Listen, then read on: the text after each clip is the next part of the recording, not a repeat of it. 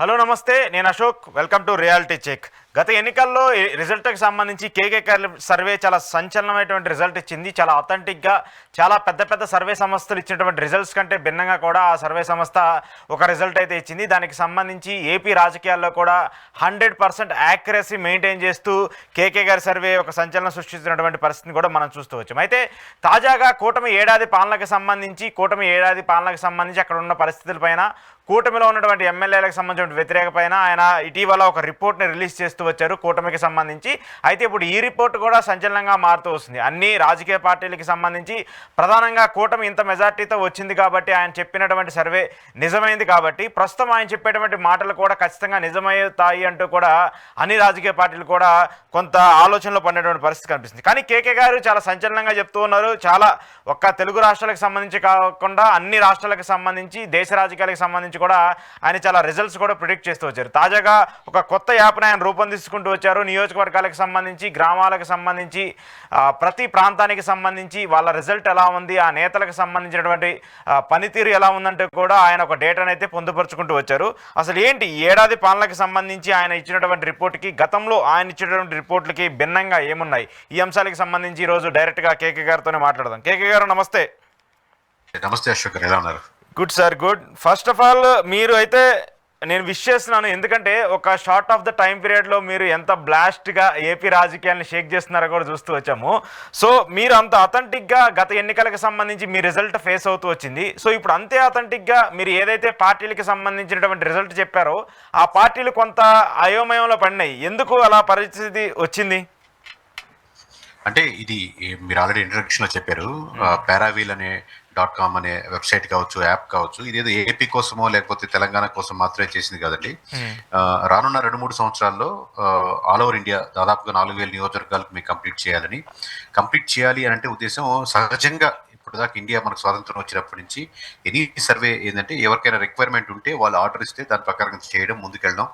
దాంతో పాటుగా మిగతా నియోజకవర్గాలకు కొంచెం వాళ్ళు ఖర్చు పెట్టుకొని స్టేట్ వైజ్ గా బ్రాండ్ బిల్డ్ చేసుకుని ట్రై చేస్తుంటారు. బట్ ఇది ఫస్ట్ టైం ఏంటంటే మనకు లైక్ ఓలా, ఊబర్ లాగా మనం రెడీగా బుక్ చేసుకుంటే మనం వచ్చినట్టు, లేదా మన స్విగ్గీ, జొమాటోలో ఫుడ్ ఆర్డర్ చేసుకున్నట్టు రెడీ టు అవైలబుల్ డేటా, అది ఎమ్మెల్యేగా గెలిచిన అతను కానీ, యాస్పిరెంట్స్ కానీ, ఓడిపోయిన అతను కానీ, ఆ నియోజకవర్గ పరిస్థితి ఎలా ఉందంటే తెలుసుకునే రెడీ టు అవైలబుల్ డేటా లేదు. ఆల్ ఓవర్ ఇండియాలో ఆ స్పేస్ ఉంది. సో ఆ స్పేస్ ని మనం మేబీ రైట్ పొజిషన్ లో ఉన్నాం, దాన్ని ఫిల్ చేయొచ్చు. హ్యూజ్ స్కేల్ పెద్దదవచ్చు, బట్ ఒక 2-3 years లో మనం కంప్లీట్ చేయొచ్చు అని మొదలు పెట్టాం. So coming Bihar, west Bengal, Tamil Nadu, Telangana start చేస్తున్నామండి. సో ఫస్ట్ ఇనిషియేటివ్గా మోడల్ బిల్డ్ చేసిన దానికి ఒకటి ఆబ్వియస్లీ ఇక్కడున్న బ్రాండ్ మనకి యాడెడ్ అడ్వాంటేజ్ అవుతుంది. సెకండరీ, మనకు లాస్ట్ టైం మీరు చెప్పినట్టుగా ఏపీలో ప్రతి ఒక్క నలుగురు ఎక్కడ టీ షాప్ దగ్గరికి కలిసిన, ఇంటికాడ మాట్లాడుకున్నా కానీ ఈ కేకే అనే కంపెనీ యొక్క పేరుని ప్రస్తావించుకోకుండా లేదు ఆ రోజు. సో దానికి ధర్మంగా కూడా, న్యాయం కూడా ఇక్కడి నుంచి మొదలు పెట్టడం అని బాధ్యతగా తీసుకుని 170 నియోజకవర్గాలు కంప్లీట్ చేసి రేపు 4వ తారీఖున ఏ రోజు అయితే ఆయన ప్రమాణ స్వీకారం చేశారు 11:27 అదే రోజు అదే టైంలో ఈ paravil.com ద్వారా, వెబ్సైట్ ద్వారా, యాప్ ద్వారా 175 నియోజకవర్గాల రిపోర్ట్ ఎవరైనా చేసుకోవచ్చండి. దాదాపుగా మాకు ప్రిపేర్ చేయడానికి 2.5 months పట్టింది. కానీ కొన్న వారికి కూడా రేపు పొద్దున్న దాన్ని స్టడీ చేయడానికి కూడా ఈజీగా 1.5 day రిపోర్ట్ చదివేదానికే, అంటే అంత స్కోప్ ఇండియాలో ఇది ఇంతకంటే మించింది లేదు అన్న డీటెయిల్ గా అన్ని 3 cities కవర్ చేసామండి. స్టడీ చేయడానికి మినిమం ఎంత బాగా ఫాస్ట్ రీడర్ అయినా సరే ½ day పడుతుంది కంపల్సరీ. అంటే ఇప్పుడు పొలిటికల్గా, ఇప్పుడు ఒక విధంగా చెప్పాలంటే ఇండియన్కి సంబంధించినటువంటి ఏ పొలిటికల్ సర్వే రిపోర్ట్ కూడా ఇప్పుడు దాకా ఇలాంటి ఒక ప్రయత్నం చేయలేదు. లేదు ఇప్పుడు దాకా లేదనమాట. First mover. Why only KK survey ఎందుకు ఇలాంటి స్ట్రాటజీస్ తీసుకుంది అంటే, మీరు ఎంత యాక్యురసీ మెయింటైన్ చేస్తూ వచ్చారో ఒక బిలీవ్నెస్ వచ్చింది. కేకే ఒకటి చెప్పాడంటే ఖచ్చితంగా దాన్ని మనం బిలీవ్ చేయొచ్చు, ఎంతో కొంత దాంట్లో నిజం ఉంటుంది, దాన్ని గుడ్డిగా ఫాలో అయ్యేటోళ్ళు కూడా చాలామంది ఉంటారు. సో మీకు అంత బిలీవ్నెస్ వచ్చినప్పుడు ఇప్పుడు ఉన్నటువంటి రాజకీయంగా ప్రతి ఒక్కళ్ళు మిమ్మల్ని విమర్శించే వాళ్ళు ఉంటారు, ప్రేమించే వాళ్ళు ఉంటారు, మీ సర్వేని నమ్మేట వాళ్ళు చాలామంది ఉంటారు. సో ఇలాంటి నేపథ్యంలో ఇప్పుడున్నటువంటి పరిస్థితుల్లో మీకు దానికి సంబంధించి ఎలా రెస్పాన్స్ వస్తుందని చెప్పేసి మీరు అనుకుంటున్నారు? బాగొస్తుందండి. రెస్పాన్స్ అయితే ఆబ్వియస్లీ బాగుంది. నెంబర్ ఆఫ్ ఎమ్మెల్యేస్ కానీ, అపోజిషన్ కానీ, సిట్టింగ్ కానీ అందరూ, అంటే నా నెంబర్ తక్కువ మందికి ఉండొచ్చు, బట్ జోనల్ హెడ్స్ వీళ్ళ దగ్గర చాలా మంది నెంబర్స్ ఉంటాయి కాబట్టి వాళ్ళకున్న అప్రోచ్ అయితే వాళ్ళ దగ్గర అప్రోచ్ బాగా జరుగుతుంది.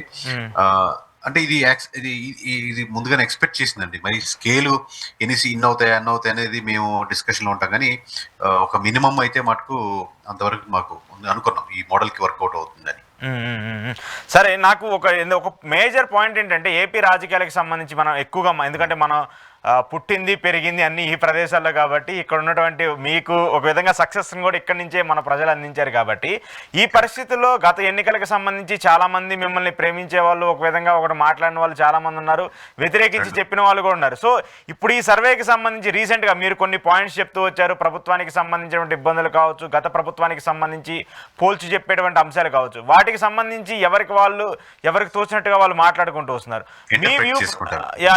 మీ వ్యూ ప్రకారం ఇప్పుడున్నటువంటి పరిస్థితుల్లో నిజంగానే రిపోర్ట్లు ఖచ్చితంగా మారుతూ ఉంటాయి. 100% ఒకళ్ళ మీద ఉన్నటువంటి ఒపీనియన్ అదే కంటిన్యూ అవ్వదు కాబట్టి ఇప్పుడున్నటువంటి పొజిషన్స్లో అక్కడ ఎలా ఉంది, సిచ్యువేషన్ ఎలా ఉంది, ఏంటి?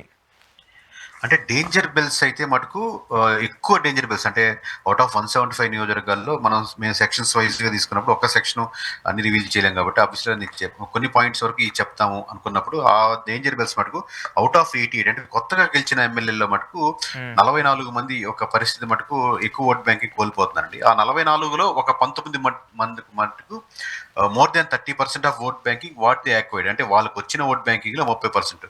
దీంట్లో మీరు అర్థం చేసుకోవాల్సిన విషయం ఏంటంటే అసలు కొత్తగా అశోక్ అనే క్యాండిడేట్ కొత్తగా ఒక పార్టీలో జాయిన్ అయ్యి మీరు కంటెస్ట్ చేసి గెలిచారంటే మీ ఓట్ బ్యాంకింగ్ యాక్చువల్ చాలా తక్కువ ఉంటుంది. అవును, అంటే మిమ్మల్ని చూసి ఓట్లు వేసే వాళ్ళ కంటే కూడా మీ పార్టీలో జాయిన్ అయ్యారు కాబట్టి ఆ స్ట్రెంత్ ఎక్స్ట్రా మోర్ స్ట్రెంత్ పార్టీదే ఉంటుంది.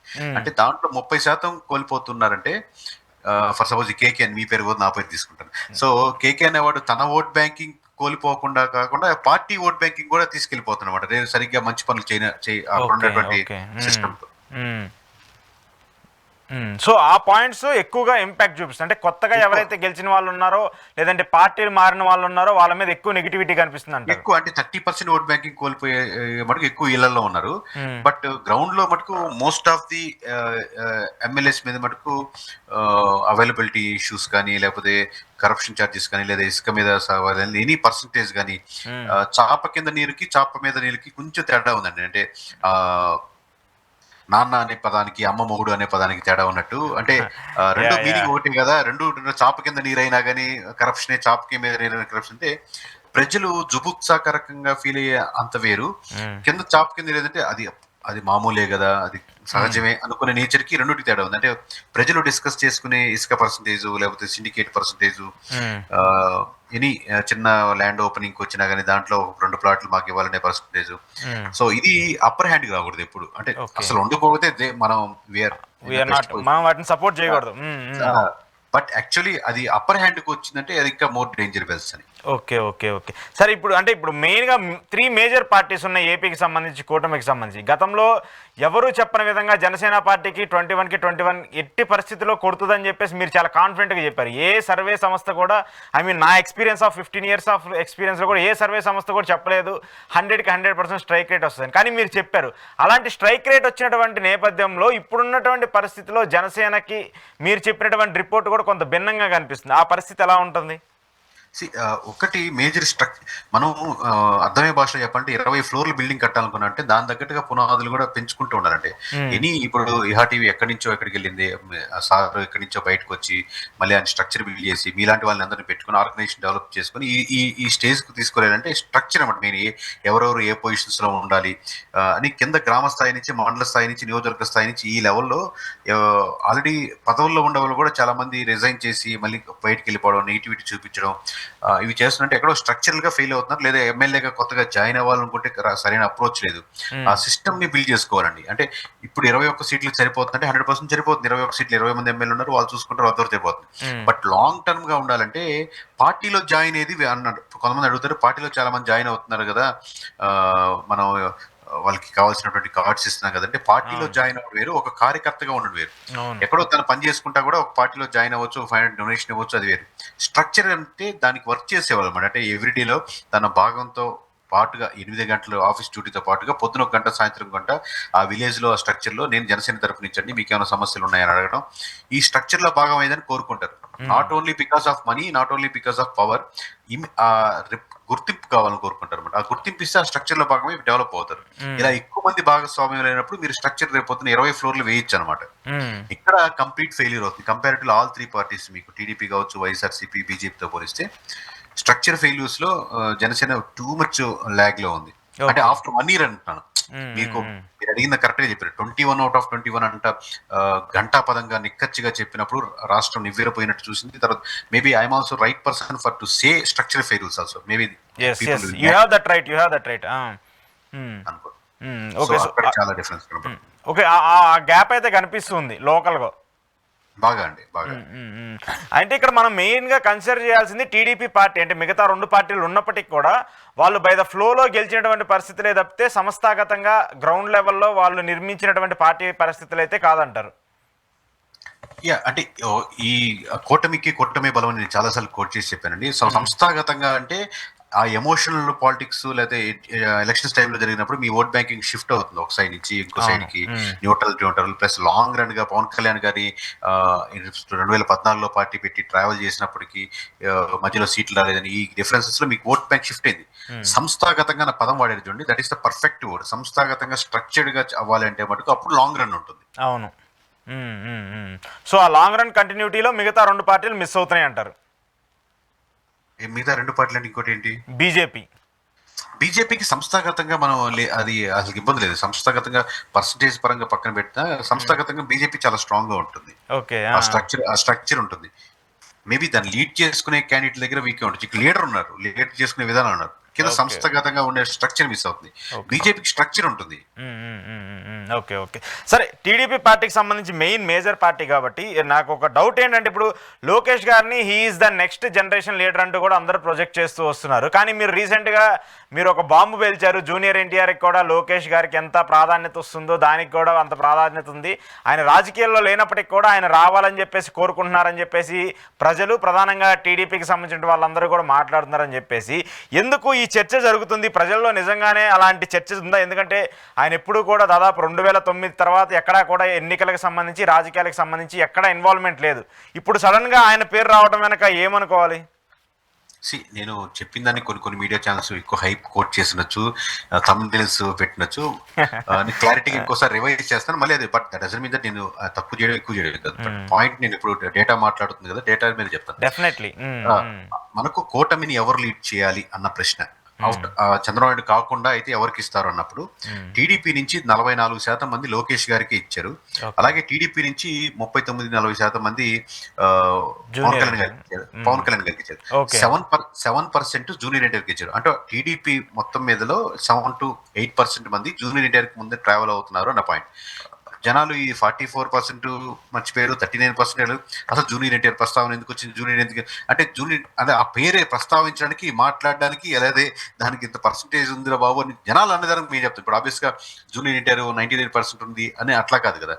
At the same time Pawan Kalyan గారి అంటే జనసేన అడిగినప్పుడు 66% జనసేన నుంచి పవన్ కళ్యాణ్ గారు లీడ్ చేసి కూటమి ఆయనే లీడ్ చేయాలని 66%. అవును. At the same time YSRCP నుంచి అడిగినప్పుడు 22% అక్కడ జూనియర్ ఎన్టీఆర్కి ఇచ్చారు సపోర్ట్. ఓకే ఓకే ఓకే అంటే అర్థమవుతుంది లాజిక్. వైఎస్ఆర్సీపీ వాళ్ళని కూటమిని ఎవరు లీడ్ చేయాలి అని వాళ్ళు అడిగినప్పుడు obviously they have issues with the Pawan Kalyan garu, obviously they have issues with the Lokesh garu, they don't have any issues with the junior NTR. కాబట్టి మేబీ ఆ పర్సంటేజ్ ఆయనకి కంపారిటివ్లీ ఎక్కువ పడచ్చు. ఇక్కడ షాకింగ్ ఏంటంటే టీడీపీలో కూడా 7-8% రావడం. అవును. ఎప్పుడు 7-8% రావడం 2009 ప్రజారాజ్యం పెట్టిన టైం నుంచి ఇప్పటి వరకు. తర్వాత మళ్ళీ స్ట్రైట్ పాలిటిక్స్ లో కమెంట్ చేయడం కానీ మాట్లాడడం కానీ లేకుండా ఇన్ని సంవత్సరాలు ఉన్నప్పుడు 15 ఏళ్ళు గడిచిన తర్వాత కూడా స్టిల్ ఒక 7-8% రిమెంబర్ అంటున్నప్పుడు, ఎందుకంటే 1% ఓట్ బ్యాంకింగ్ కూడా చాలా స్ట్రాంగ్ అండి మామూలు పాలిటిక్స్ లో అటు ఇటు మార్చేది. అటువంటిది అసలు ఎటువంటి కమెంట్ లేనప్పుడు ఒక 7-8% మంది జూనియర్ ఎన్టీఆర్ గారిని ప్రస్తావించినప్పుడు ఇవన్నీ ఉన్నాయి. But still we have to give credit are credibility to him అని నా ఉద్దేశం అని. ఓకే ఓకే సో ఖచ్చితంగా ప్రజల్లో ఆ నానుడైతే ఉంది ప్రజలకు సంబంధించి, అంతే కదండి. సో వాళ్ళు మాట్లాడుతున్నారు. నలుగురు వెళ్ళాం, నలుగురు చికెన్ బిర్యానీ ఆర్డర్ ఇచ్చుకున్నాం, ఒకటి మటుకు పెరుగన్న ఆర్డర్ ఇస్తాడు. మనం అందరూ అనుకోవచ్చు ఇక్కడ పెరుగన్న డిస్కషన్, తనకు అది ఇష్టం అక్కడ. ఓకే ఓకే సరే, నేను గతంలో మనం ఇంతకుముందు ఎన్నికలు వచ్చినప్పుడు మీతో ఇంటర్వ్యూ చేసినప్పుడు కూడా మీరు నాకు చాలాసార్లు చెప్పారు ఏంటంటే, ప్రతిపక్షం గురించి చాలా పెద్ద ఎత్తున మాట్లాడుకోవాలి. ప్రతిపక్షానికి సంబంధించిన అంశాలని చాలా ఇంపార్టెంట్ రోల్ ప్లే చేస్తుంది రాజకీయాలకు సంబంధించి అంటూ మీరు కూడా చాలాసార్లు చెప్పారు. సో ఇప్పుడు ఏపీకి సంబంధించి ప్రతిపక్ష పరిస్థితి చూస్తే 40% పడిపోయారు. ఓట్ల బ్యాంక్కి సంబంధించి 11 మంది ఎమ్మెల్యేలు ఉన్నారు. కానీ మీరు అది నెంబర్ను చూడొద్దు, ఆ 40% ఓట్ బ్యాంకును చూడండి అని మీరే నా ఇంటర్వ్యూలో చాలాసార్లు చెప్పారు. సో ఆ ఓట్ బ్యాంక్ పరిస్థితి ఎలా ఉంది? ఇప్పుడు జగన్మోహన్ రెడ్డికి సంబంధించిన సిచ్యువేషన్స్ ఎలా ఉన్నాయి? ఈ 1 ఇయర్లో గ్రౌండ్ లెవెల్లో చేంజ్ ఓవర్స్ ఎలా వస్తున్నాయి? నేను అప్పుడు ఎప్పుడు అండి, మీరు లాస్ట్ టైం అప్పుడు మన అంత హైప్ ఉండి రాష్ట్రం అంతా డిస్కస్ చేసి కూటమి అంత హార్డ్ కోర్ ఫాలోయర్స్గా మన వ్యక్తిగా పార్టీ ఇది సంస్థకి కన్వర్ట్ అయినప్పుడు కూడా నేను ఆ ప్రశ్న ఎప్పుడు డినై చేయలేదు. 40% ఓట్ బ్యాంకింగ్ ని మీరు ఎప్పుడు మర్చిపోకూడదు. 40% ఓట్ బ్యాంక్ అని చాలా స్ట్రాంగ్. 11 మందిని చూసుకోకూడదు. నెంబర్ ఎప్పుడు పర్సెంటేజ్ ఆఫ్ 1.5 1-2% అటు ఇటు చాలా నెంబర్స్ మారిపోతుంటాయి. Still I'm standing on the same votes. నేను ఏదైతే డిస్కస్ చేసిన అప్పటికి ఎప్పటికీ అదే చెప్పిన 40% ఓట్ బ్యాంకింగ్ చాలా చాలా స్ట్రెంత్. 3 పార్టీలు కలిస్తే దాదాపు ఒక 60%, ఒక పార్టీకి 40% అన్నప్పుడు మీరు ఇండివిజువల్ గా పార్టీ అన్నప్పుడు మోర్ స్ట్రెంత్ అంటే కలిపినా కానీ తను డిఫెండ్ చేసుకోగలంటే ఇది మోర్ పవర్ఫుల్ అని. 11 సీట్స్ అనేది చాలా చాలా దాని ఫ్యాక్టర్స్ మీద ఆధారపడి ఉంటుంది. స్టిల్ దాన్నే అడ్రస్ గా చేసుకొని మొత్తం 178 నియోజకవర్గంగా మనం డీటెయిల్ గా ఎన్ని లక్షల శాంపుల్స్ చేస్తున్నప్పుడు సో ఒక క్వశ్చన్ ఇంక్లూడ్ చేసింది ఏంటంటే జగన్మోహన్ రెడ్డి గారు అసెంబ్లీకి వెళ్ళాలా వద్దా అన్న ప్రశ్న. సరే, దీన్ని మేబీ ఇంట్రెస్టింగ్ ఫ్యాక్టర్ ఉంటుంది. ఇర్రెస్పెక్ట్ ఆఫ్ అంటే టీడీపీ కావచ్చు, వైసీపీ కావచ్చు, more than 66% people hardly saying that, strongly saying that have to go to the assembly. ఖచ్చితంగా అసెంబ్లీకి వెళ్ళాలని. దీంట్లో మిక్స్డ్ ఎమోషన్ ఉండొచ్చు. ఒకరికి వెళ్తే అతన్ని తిట్టేదో లేకపోతే కమెంట్ చేసేది చూడాలని ఉండొచ్చు. ఒకరికి అరే డిఫెండింగ్ లేకపోతే అఫెండింగ్ ఉన్న డిస్కషన్ డిబేట్ లేకుండా ఉంటే ఒక బిల్ పాస్ చేసేటప్పుడు అది బెటర్మెంట్ ఎలా అవుద్ది అనేది కావచ్చు. ఒకరు అపోజిషన్ అనేది ఉండాలి. అపోజిషన్ లేకపోతే అది అసెంబ్లీ ఎందుకు అవుద్ది? ఒక డిబేట్ అన్నప్పుడు నేను ఒక్కనే మాట్లాడుకుంటే అది డిబేట్ ఎందుకు అవుద్ది? మీరు ఒక్కనే మాట్లాడితే డిబేట్ అవ్వదు కదా. Debate is have to two questioning answers ఉండాలి కదా. సో ఏ రీజన్ మీద అన్నారు పక్కన పెడితే ఎక్కువ మంది 66% అంటే మోర్ దెన్ ఫస్ట్ క్లాస్ మార్కులతో ఖచ్చితంగా వెళ్ళాలి అని నేను ఇది చాలా ఇంటర్వ్యూలో చెప్పాను. మోస్ట్లీ మేబీ అందరికి చేరుంటది. ఆబ్వియస్లీ ఈ డైరెక్ట్ కనెక్షన్స్ ఉన్న వాళ్ళు చెప్పుంటారు కాబట్టి మేబీ నెక్స్ట్ అసెంబ్లీ నుంచి చూడొచ్చు అనుకుంటున్నాను. ఓకే. సో ఇప్పుడు మీరు చెప్పిన జగన్మోహన్ రెడ్డి గారు ఓడిపోవడానికి చాలా ఫ్యాక్టర్స్ కారణమై ఉండొచ్చు, కూటమి గెలవడానికి చాలా ఫ్యాక్టర్స్ కారణమై ఉండొచ్చు. కానీ కూటమి ఇచ్చినటువంటి హామీలకు సంబంధించి కావచ్చు, దానికి సంబంధించి ఇప్పుడు చాలా మేజర్ డిస్కషన్ జరుగుతుంది ఏపీకి సంబంధించి. ఖచ్చితంగా మీరు కూడా ఎంతో కొంత దానికి సంబంధించి ఒక రివ్యూ చేసి ఉంటారని నేను అనుకుంటున్నాను. దానికి సంబంధించి ప్రజల రెస్పాన్స్ ఏమన్నా మూడ్ చేంజ్ అవుతుందా? గత ప్రభుత్వానికి ఈ ప్రభుత్వానికి పోల్చేమన్నా చూసుకుంటున్నారా? అంటే ఓవరాల్ గా ఒక్కొక్క అలా మనం డిబేట్ లో మాట్లాడుకుంటూ విలేజ్ లో ఓవరాల్ కాకపోయినా పార్టీ వ్యక్తులు పక్కన పెడితే సార్ ఒక్కొక్క పథకానికి ఒక్కొక్క ఎమోషన్ ఉంటుంది సార్. అంటే వెయిటేజ్ అంటాం మేము, ఇక్కడ ప్రొఫైలింగ్ అంటాం వ్యక్తులు పట్టినగైతే. అంటే ఇప్పుడు బస్సు ఫ్రీ స్కీమ్ ఉందనుకోండి, అది ప్రజలు కోరుకుని మాకు బస్సు ఫ్రీ కావాలని కోరుకున్న స్కీమ్ కాదు. యాడ్ అడ్వాంటేజ్ గా ఉంటుంది. బెటర్ ఇంకో ప్రొఫైల్ యాడ్ అవుతుంది కదా, లేదా ఇంకో స్కీమ్ యాడ్ అయితే ఇంకో 4% 1% ఓట్ బ్యాంక్ యాడ్ అవుతుందని ఆబ్వియస్ గా ఎనీ పార్టీ ఒక్కొక్కటి ముందు కదా. సో ఇలాంటి డిలే అన్నప్పుడు మోస్ట్లీ మేజర్ ఎఫెక్ట్ ఉండకపోవచ్చు. బట్ పిల్లలకి స్కూల్ కి సంబంధించిన స్కీమ్ కానీ వేరే స్కీమ్స్ డైరెక్ట్ ఎఫెక్ట్ ఉన్న స్కీమ్స్ కి వెయిటేజ్ ఎక్కువ ఉంటుంది, దాని మీద ఇంపాక్ట్ ఎక్కువ ఉంటుంది. అది డిలే చేసే కొద్దీ లాస్ట్ 1 year ఇచ్చేస్తే సరిపోతుంది కదా అనేది, లాస్ట్ 2 years ఇస్తే సరిపోతుంది అనేది అవి ఎఫెక్ట్ ఎక్కువ పడుతుంది. వాటి మీద నెగిటివిటీ ఎక్కువ ఉంటుంది. ఓకే. మీకు ఇంకా చెప్పాలంటే ఇది కుదరదని చెప్పినా యాక్సెప్ట్ చేస్తారు. మన దగ్గర బడ్జెట్ ఇది ఉంది కాబట్టి నేను బస్ ఫ్రీ స్కీమ్ ఇవ్వలేకపోతున్నాను, ఈ స్కీమ్స్ ఈ రోజు ఇస్తున్నాను అని క్లారిటీగా రాజర్ పోస్ట్ పోనింగ్ ఎవ్రీ మంత్ ఒక్కొక్క మినిస్టర్ ఒక్కొక్క రకంగా చెప్పడం కంటే కూడా క్లారిటీగా మీ స్టాండ్ తీసుకుంటే అపోజిషన్ వాళ్ళు కూడా మిమ్మల్ని హర్షించేదానికి ఆస్కారం ఉంటుంది. సో ఓకే అంటే ఆ వ్యూ ఖచ్చితంగా అనిపిస్తుంది. ఇవ్వలేదన్న కొంత డిస్సాటిస్ఫాక్షన్ ప్రజల్లో ఉంది. 100% ఉంటుంది. ఓకే. అంటే జగన్మోహన్ రెడ్డి గారు కొన్ని సంస్కరణలు చేసుకుంటూ వచ్చారు. అంటే విలేజ్ సెక్రటేరియట్లు కావచ్చు, వాలంటీర్లు కావచ్చు, ఇలాంటి సిచ్యువేషన్ వచ్చినప్పుడు కొంత పరిపాలన చేరువు చేసి దగ్గరలో చేసినటువంటి ఇష్యూస్ కూడా ఆయన్ని ఓడిపోవడానికి కూడా కారణమైంది. సో ఇప్పుడు వాళ్ళు లేరు అనేటువంటి సిచ్యువేషన్ వచ్చినప్పుడు జనాల్లో కూడా కొంత నెగిటివిటీ కనపడుతున్నటువంటి ఒక వార్త ఎక్కువగా, దాన్ని ఏమన్నా మీరు రిసర్చ్ చేశారా? లేదండి. ఇప్పుడు సచివాలయం కూడా మీకు క్వశ్చన్ లో సచివాలయం irrespective of parties every party welcome అండి. సచివాలయం అంటే కాన్సెప్ట్ అంటే విలేజ్ గ్రామ సచివాలయం అంటే గ్రామానికి ఇంతకుముందు ఎంఆర్ ఆఫీస్ కి వెళ్ళాలి, ఎంఆర్ ఆఫీస్ కు రావాలి. అతను టీడీపీ వాడైనా ఎంఆర్ ఆఫీస్ కి వెళ్ళాలి, వైఎస్ఆర్సీపీ వాడైనా ఎంఆర్ ఆఫీస్ కి వెళ్ళాలి కదా. సో అక్కడ మాట్లాడాలి, పని చేయించుకోవాలి, పర్సంటేజ్ ఇచ్చుకోవాలి, అది ఎన్నో రకరకాలు ఉండేవి. తిరుగుతుంటారు, ఎక్కడెవరో ఉంటారు.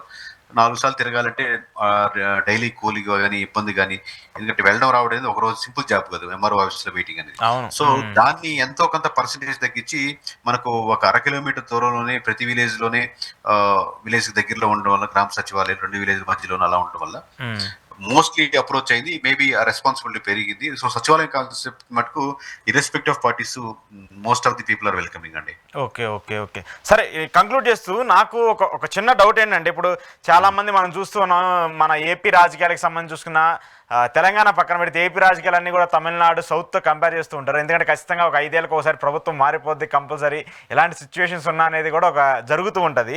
ఇలాంటి నోటీసులు వస్తున్నప్పుడు రాజకీయ నాయకులు నిజంగా గ్రౌండ్ లెవెల్లో ఉన్నటువంటి ఇష్యూస్ను, లేదంటే ప్రజలకు సంబంధించిన ప్రాబ్లమ్స్ని సాల్వ్ చేయడానికి ముందుకొచ్చి ఆ సంస్కరణలకు ఏమైనా వస్తున్నారా, లేదంటే లేదు వాళ్ళ మీద నెగిటివిటీ ఉంటే మనం గెలుస్తాం, లేదంటే మన మీద నెగిటివిటీ ఉంటే వాళ్ళు గెలుస్తారు, ఇలాంటి సిచ్యువేషన్స్ ఏమైనా కనిపిస్తున్నాయా? అంటే దాని నుంచి అంటే నేను మేబీ ఒక 8-9 ఇయర్స్ ఆఫ్ ఎక్స్పీరియన్స్ మేబీ, అంటే చాలా సీనియర్ జర్నలిస్టులు మీరు ఎప్పటి నుంచో చూస్తుంటారు. బట్ నేను నా లిమిటెడ్ నాలెడ్జ్లో చెప్పాలంటే అండి, ఆ కరువు పీరియడ్ దాటేశారండి చాలా మంది ఎమ్మెల్యేస్. అంటే లాస్ట్లో డబ్బులు పంచితే గెలిచేస్తామనో, లాస్ట్లో పార్టీ, ఎందుకంటే ఎక్స్ట్రీమ్స్ చూశారు గడిచిన 2 ఎలక్షన్స్ లో. వైఎస్ఆర్సీపీ గెలిచినప్పుడు ఎక్స్ట్రీమ్ చూశారు, జనసేన గెలిచినప్పుడు ఎక్స్ట్రీమ్ చూశారు, కూటమి గెలిచినప్పుడు ఎక్స్ట్రీమ్ చూశారు. సో ఈ 2 ఎక్స్ట్రీమ్స్ చూసినప్పుడు జరిగిపోద్ది, అవకాశం ఉంటుంది, గెలిచేయచ్చులే అన్న ధీమా నుంచి కూడా ఎవ్రీ డే ఎవ్రీ ఇయర్ అనేది ఇంపార్టెంట్ అనేది తీసుకున్నారు. బట్ దీన్ని ప్రాక్టికల్ ఇంప్లిమెంటేషన్ చాలా హ్యూజ్ గ్యాప్ కనపడుతుంది. Okay, okay, okay. నేను మీ సర్వే వచ్చినప్పుడు కూడా నన్ను చాలామంది అడిగేతూ వచ్చారు, ఏంటి కేకే గారు ఈ సర్వే ఇచ్చారు, 1 ఇయర్ సర్వే ఏంటి, ఇంత ఎర్లీగా మనం ప్రిడిక్ట్ చేయొచ్చా, దీనికి సంబంధించి నిజంగా అంత వ్యాలిడిటీ ఉంటుందని చాలామంది పొలిటికల్ లీడర్స్ కూడా వాళ్ళని అడిగారు. నేను కూడా చాలామంది డౌట్స్ రైజ్ చేస్తున్నాను. దానికి మీరే క్లారిటీ ఇవ్వాలి. ఈ 1 ఇయర్ ఆఫ్ సర్వే రిపోర్ట్ని ఎలా కన్సిడర్ చేసుకోవాలి మెయిన్గా పొలిటికల్ లీడర్స్? అంటే మీ ఇష్టం సార్, అది వ్యక్తిగత. నేను మీ ముందు వెయిట్ మిషన్ పెడుతున్నాను సార్. మీరు 6 నెలలకు ఒకసారి చెక్ చేసుకొని, సంవత్సరానికి ఒకసారి చేసుకొని, మామూలుగా ఇంత వెయిట్ పెరిగిపోయింది మీరు అనుకుంటారా, ప్రతి ఎవ్రీడే చెక్ చేసుకొని అప్డేట్ చేసుకుంటారు, మీ ఇష్టం అది. మనం ఏంటి, ఈ పారావీల్ అనే కాన్సెప్ట్ నేషనల్ వైడ్ గా వెళ్ళేది ప్రతి ఆల్టర్నేటివ్ మంత్ లో, ప్రతి 3 months ప్రతి స్టేట్ లో ఒక రిపోర్ట్ ఆన్లైన్ లో రిలీజ్ చేయడం జరుగుతుంది. మేబీ ఇక్కడ నేను తెలుగు వాడిని కాబట్టి ఎక్కువ ఇంటర్వ్యూస్ కానీ అప్రోచ్ కదా. ఈ మోడల్ ఫస్ట్ టైం ఇండియాలోనే లేదనమాట ఈ model concept. So weight check చేసుకునే మోడల్ సో ఫస్ట్ టైం తీసుకొస్తున్నాం కాబట్టి అది వాళ్ళ ఇష్టం. మనమే తీసుకోవాలి ఎవరు ఫోర్స్ చేయట్లేదు, ఇదేం కాదు కదా. సో 100% యాక్యురస్ డేటా ఉంటుంది. యాక్యురేట్ నేను చెప్పేది కదా సార్, మామూలుగా మీరు దాన్ని స్టడీ చేయడానికి మినిమం 1 day స్టడీ చేయడానికే పడుతుంది కనీసం. ఓకే, ప్లస్లు మైనస్లు అన్ని పాయింట్స్ ఇంక్లూడ్ చేస్తారు అన్ని రకాలుగా. ఇండియాలోనే ఈ మోడల్ అయితే నాకు తెలిసి లేదు. ఇప్పుడు మా జోనల్ హెడ్స్ ఉన్నారు, వాళ్ళు 5 to 10 years experience from major IIT branches నుంచి వచ్చిన వాళ్ళు ఉన్నారు. సరే, వాళ్ళు చెప్పిన సినారీ అని కలిపి చెప్తుంది, ఎందుకంటే వాళ్ళు కూడా రకరకాల సంస్థల్లో రకరకాల రిపోర్ట్స్ చూస్తున్నారు. నేను కలిపి చెప్తున్నాను. ఓకే, సో కంపల్సరీ ఆ ఇంపాక్ట్ అయితే ఉంటుంది అంటారు. అంటే వాడుకుంటారా లేదనేది ఇంపాక్ట్ అనేది వాళ్ళ ఇష్టం. మనకైతే యాక్యురేట్ చెప్తుంది, వెయిట్ పెరుగుతుంది, తగ్గుతారా లేదా అశోక్ గారు మరి మీ ఇష్టం. Okay, okay, okay, okay, right sir, all the best. Thank you very much. మీరు సక్సెస్ అవ్వాలని చెప్పేసి తెలుగువాడిగా ఒక సర్వే సంస్థలకు సంబంధించి మీరు కూడా మంచి స్థాయిలో ఉండాలని కోరుకుంటున్నాను. థ్యాంక్ యూ వెరీ మచ్ కేకే గారు. ఇది కేకే గారితో ఈరోజు స్పెషల్ ఇంటర్వ్యూ. చూస్తూనే ఉండండి ఏ హార్టీ.